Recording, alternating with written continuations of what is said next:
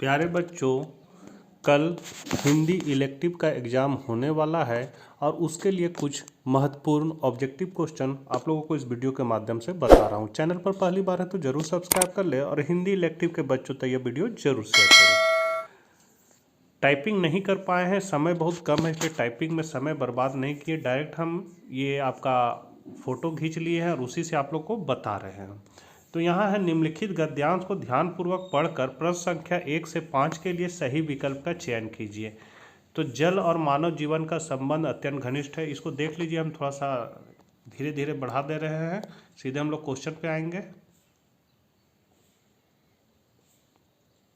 मतलब इसको पढ़ना और इसी से संबंधित नीचे क्वेश्चन दिया हुआ उसको आंसर देना है आपको। तो यहाँ पर जो आपका पहला क्वेश्चन है, तैराकी के द्वारा कौन से लाभ प्राप्त होते हैं।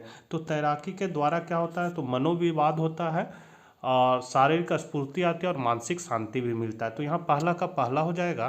दूसरा क्वेश्चन है, आदि मानव को तैराकी की प्रेरणा कहाँ से मिली। तो आदि मानव को तैराकी की जो प्रेरणा है वो जलचरों से मिली, मतलब जो पानी में तैरते हैं उसी को देखकर आदि मानव ने प्रेरणा ली। मनुष्य के लिए तैराकी है, तो मनुष्य के लिए जो तैराकी है वो निरंतर अभ्यास से प्राप्त क्षमता है, मतलब इसके लिए आपको प्रैक्टिस करते रहना होगा। चौथा है, अत्यंत में उपसर्ग व मूल शब्द का उचित रूप है। तो यहाँ पर उसका उचित रूप है अति प्लस अंत, अत्यंत। फिर है, निम्नलिखित पद्यांश को ध्यानपूर्वक पढ़कर प्रश्न संख्या 5 से 8 के लिए सही विकल्प का चयन कीजिए। तो इसको आप लोग पढ़ लीजिएगा, धीरे धीरे हम बढ़ा दे रहे हैं। ऋषि मुनियों साधु संतों को नमन, उन्हें मेरा अभिनंदन, जिनके तप से पूत हुई है भारत देश के।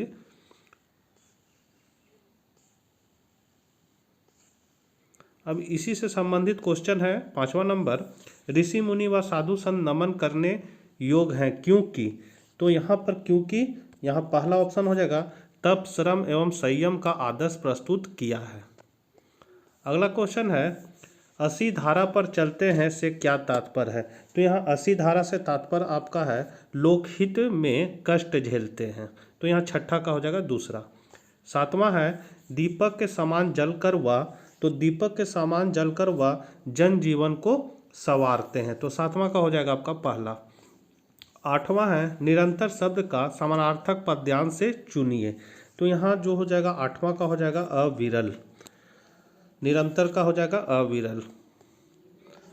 अभिव्यक्ति और माध्यम से। तो बच्चों यहाँ तक जो क्वेश्चन था वो आपका गद्यांश और पद्यांश को पढ़कर ही उत्तर देना था। ये आ भी सकता है, नहीं भी आ सकता है, क्योंकि आपको कहानी कुछ भी दे सकता है और उसी से आपको प्रश्न को उत्तर देना है। लेकिन अभिव्यक्ति और माध्यम से जहाँ से स्टार्ट हो रहा है यहाँ तक का प्रश्न आता है एग्जाम में, ये सब इम्पोर्टेंट है। तो भारत में इंटरनेट का दूसरा दौर कब शुरू हुआ। तो दूसरा दौर जो है 2003 में शुरू हुआ। यहाँ दूसरा दौर पूछ रहा है, पहला दौर नहीं पूछ रहा है, तो 2003 हो जाएगा। 10वां नंबर क्वेश्चन है, किसी समाचार संगठन में काम करने वाला नियमित वेतनभोगी कर्मचारी क्या कहलाता है। तो वो कहलाता है पूर्वकालीन पत्रकार। फिर है, नाटक का सबसे जरूरी और सशक्त माध्यम है। तो इसका सबसे सशक्त माध्यम क्या है, तो संवाद है।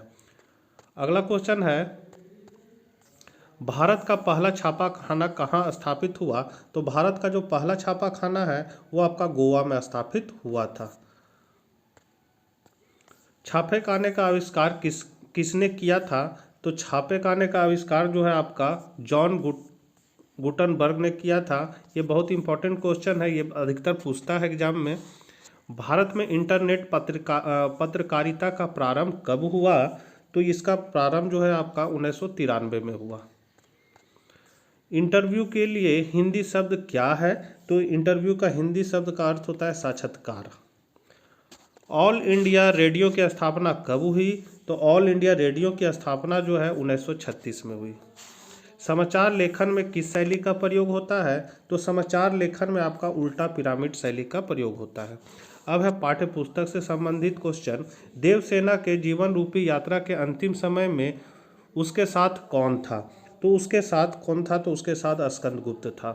फिर 19 नंबर क्वेश्चन है, जीवन संध्या में देवसेना की आंखों में कौन से भाव दिखाई पड़ते हैं? तो उसकी आंखों में पीड़ा के भाव दिखाई पड़ते हैं। तो 19 का हो जाएगा आपका पहला। 20 नंबर क्वेश्चन है, कवि किस लिए गीत गाना चाहता है? तो कवि है सो धन कमाने के लिए गीत गाना चाहता है।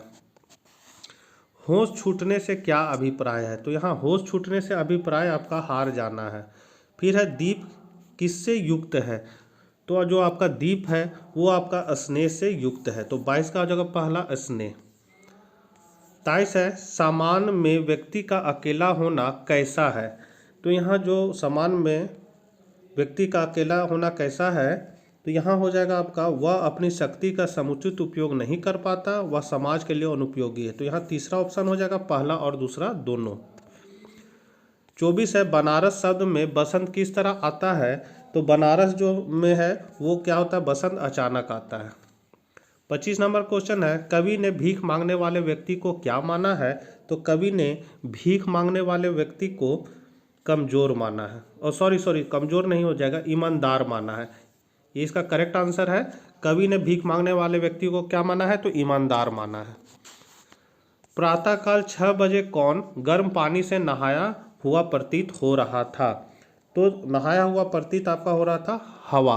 तो यहाँ पर आपका 26 का हो जाएगा पहला। 27 नंबर क्वेश्चन है, कवि को बसंत के आने की सूचना कैसे मिली?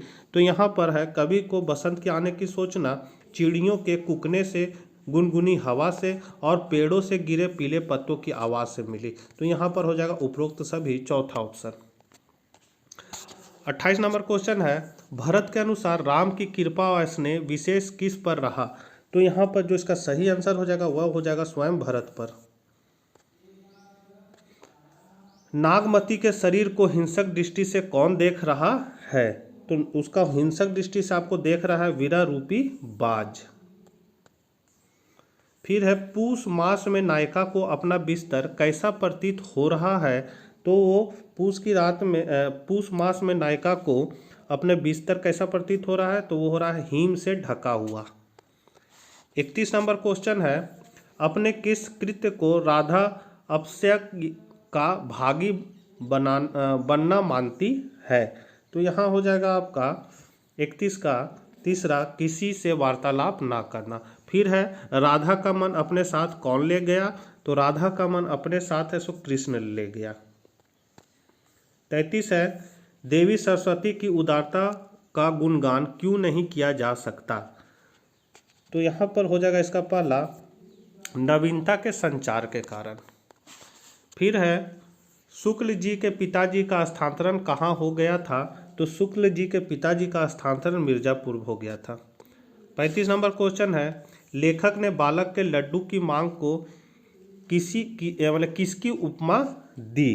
तो वो है सो जीवित वृक्षों के पत्तों की मधुर आवाज़ की उपमा दी थी। फिर है, चतुर्मुख शिव कहाँ से अंतर्ध्यान हो गए थे? तो वो जो है वो अंतर्धान आपका हो गए थे पसोवा से। 37 है, हरगोविंद ने वातावरण को सूंघकर क्या अंदाजा लगाया? तो हरगोविंद ने वातावरण को सूंघकर गुप्त समाचार होने का अंदाजा लगाया। कुटिया में रहने वाला व्यक्ति किस बीमारी से पीड़ित था? तो कुटिया में रहने वाला व्यक्ति टीबी बीमारी से पीड़ित था। फिर है, शेर किसका प्रतीक है? तो शेर आपका जो है वो व्यवस्था का प्रतीक है। तो यहाँ पर आपका चौथा हो जाएगा, व्यवस्था का प्रतीक है। और लास्ट क्वेश्चन है, अमझर गांव के वातावरण में लेखक को क्या दिखाई दिया? तो वहाँ पर उसको दिखाई दिया स्वच्छता, पवित्रता और खुलापन, तीनों दिखाई दिया, इसलिए चौथा ऑप्शन हो जाएगा ये सभी। तो ये थे आपके ऑब्जेक्टिव क्वेश्चन। सब्जेक्टिव क्वेश्चन जल्द ही हम लाते हैं। तो मिलते हैं नेक्स्ट वीडियो के साथ, तब तक आज्ञा दीजिए, बाय बाय।